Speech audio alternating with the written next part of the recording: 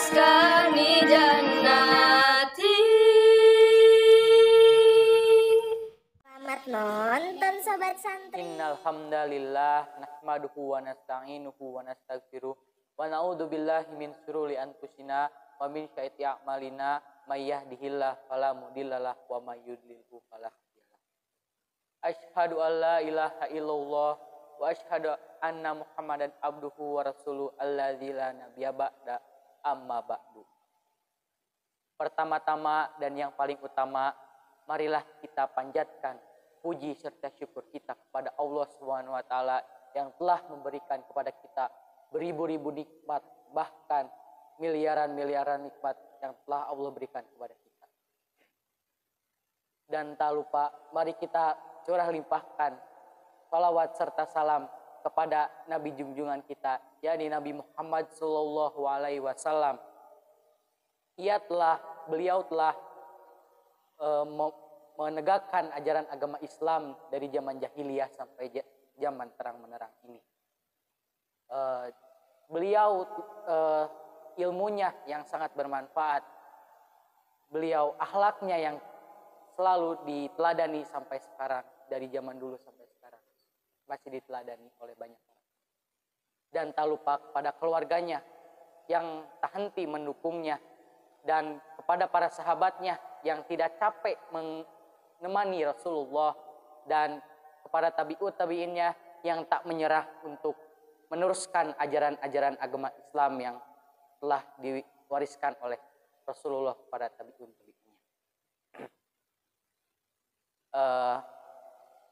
Sahabat-sahabatku yang berbahagia, apa kabar?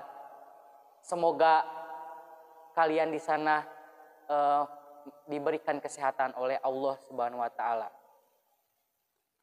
Teman-temanku yang berbahagia, di sini saya akan memberikan atau memaparkan sedikit materi tentang tawadu.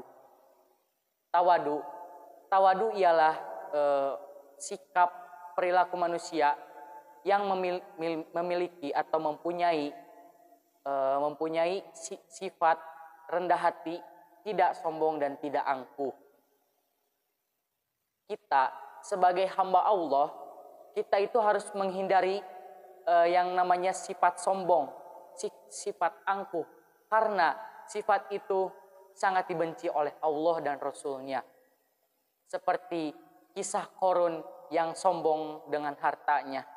Dia merasa hartanya itu dihasilkan dengan tangannya sendiri, tidak ada yang membantunya, maupun itu makhluk hidup maupun itu Sang Pencipta yaitu Allah Subhanahu wa taala. Dan kita sebagai hamba Allah, kita itu harus atau tetaplah berendah diri. Karena rendah diri itu sangatlah baik kepada diri kita sendiri dan baik kepada orang lain. Ya, dan Allah juga sudah memerintahkan kepada kita agar senantiasa berendah hati yang dicantumkan di dalam Quran surat Al-Maidah ayat 54 dan Quran surat Al-Hijr ayat 88. Ayat 88. Saya teringat sebuah cerita. Zaman dulu ada seorang ahli ibadah. Ia kurang lebih telah melakukan ibadahnya selama 60 tahun. Dan ia pun bermimpi aneh, yakni ada yang mengatakan kepada beliau, yakni sesungguhnya si tukang sepatulah yang lebih baik dari dirimu. Sontak ia pun langsung terbangun dari mimpinya. Dan ia pun tidak lama berpikir panjang, langsung bergegas pergi ke si tukang sepatu itu. Dan si tukang sepatu itu menyambutnya dengan baik, menyebutnya dengan rendah hati, dengan sambutan, apakah gerangan sampai sudi datang ke sini? Dan si ahli ibadah pun menjawab, saya datang ke sini karenamu. Dan tak lama kemudian si ahli ibadah pun bertanya kepada si tukang sepatu, wahai tukang sepatu, apa apakah amalan-amalan yang kau telah perbuat? Dan sebenarnya si tukang sepatu itu tidak ingin menjawab semua pertanyaan-pertanyaan itu, karena tetapi karena yang bertanyanya adalah ahli ibadah, ia pun langsung menjawabnya. Baiklah, saya akan menjawabnya. Kata si tukang sepatu itu, saya di siang hari bekerja dan mendapatkan uang, dan saya membagi dua uang itu, yang satu untuk bersedekah, yang satu untuk kebutuhan keluarga. Dan sudah cukup dengan jawaban itu, sang ahli ibadah pun hendak pergi ke asal tempatnya. Dan mimpi aneh pun terjadi lagi.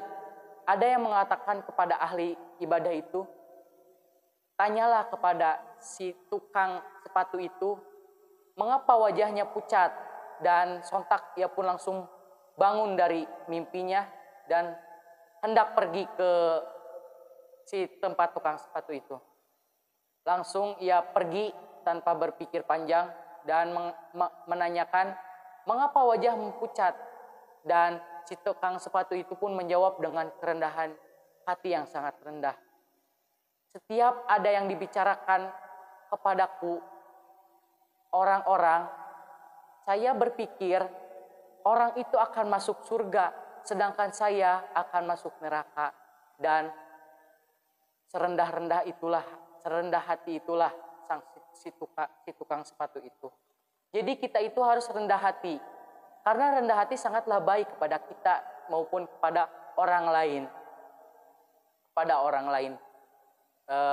Ketika kita berada kekuasaan yang sangat atas atau sangat tinggi, ketika kita berada di kekayaan yang sangat melimpah, kita itu harus rendah hati. Mengapa? Karena agar orang yang di sekitar, orang lain yang banyak, orang banyak, dan Allah itu semuanya mencintai kita.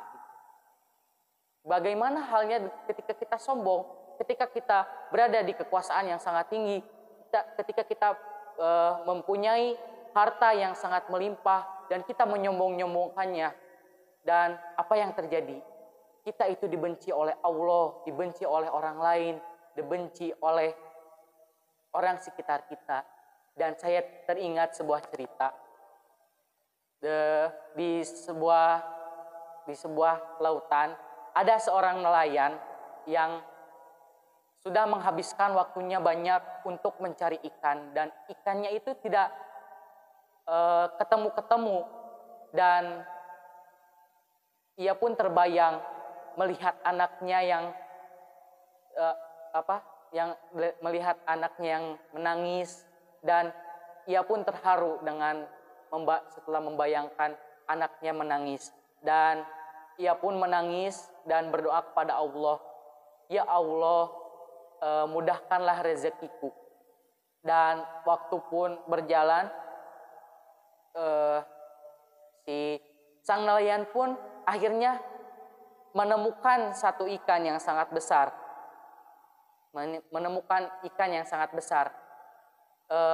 Dan ia pun langsung bergegas pergi ke rumahnya dengan rasa gembira yang sangat bergairah. Dan di tengah jalan ia berpapasan dengan sebuah gerombolan atau rombongan kerajaan, dan sang raja pun melihat ikan itu yang sangat besar.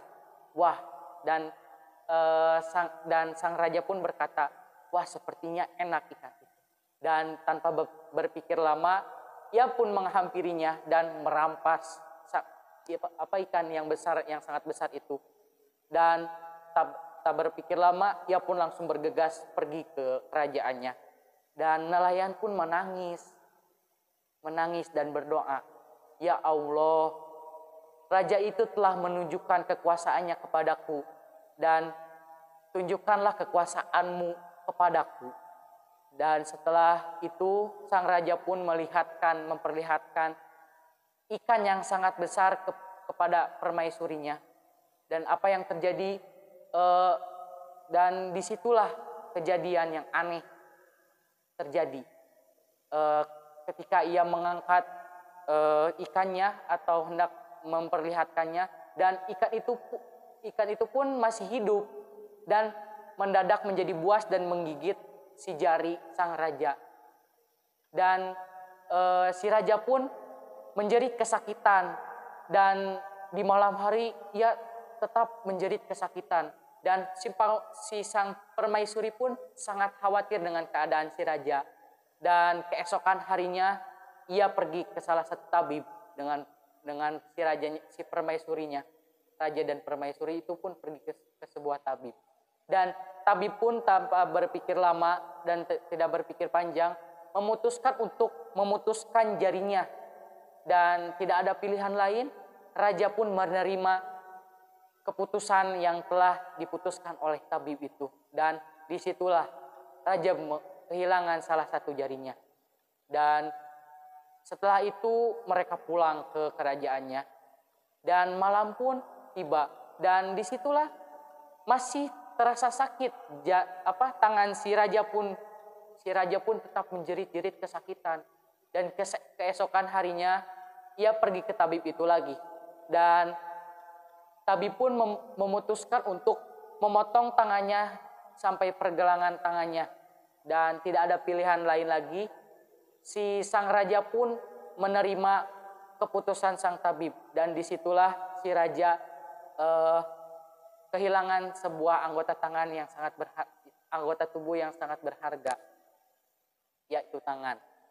Dan si raja dan permaisuri itu pulang, dan hari-hari berjalan terus, waktu berjalan, dan si raja pun merasakan hal yang aneh di dalam pikirannya. Mengapa pikiranku tetap tidak tenang? Padahal rasa sakit ini sudah hilang. Sang raja pun berucap begitu. Dan ia pun langsung bergegas pergi ke suatu ulama. Dan sang raja pun menceritakan semua apa yang telah dialami oleh sang raja kepada ulama. Dan setelah selesai menceritakan semua apa yang dialami oleh raja, sang ulama pun menjawab, kamu tidak akan tenang terkecuali kamu sudah dimaafkan oleh sang nelayan yang telah dizolimi oleh perbuatanmu sendiri. Dan tak berpikir lama, di situ langsung si raja dan permaisuri pun mencari sang nelayan.